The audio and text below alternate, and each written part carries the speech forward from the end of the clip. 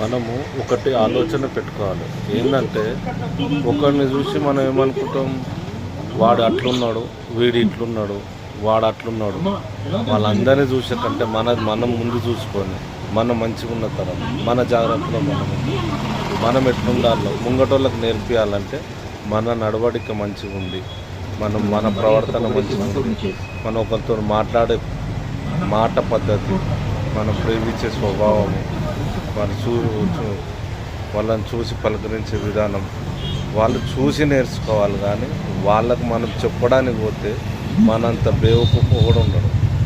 ఎందుకంటే మనం జాగ్రత్త పరుచుకున్న తర్వాతనే ముంగటోళ్ళ గురించి మాట్లాడటానికైనా కానీ ఆలోచించడానికైనా కానీ సమయం తీసుకోవాలి. మన ఇంట్లో అన్నం లేదు కానీ ముంగటోళ్ళకి బిర్యానీ తినిపించమంటే మంచిది కాదు ఫ్రెండ్స్.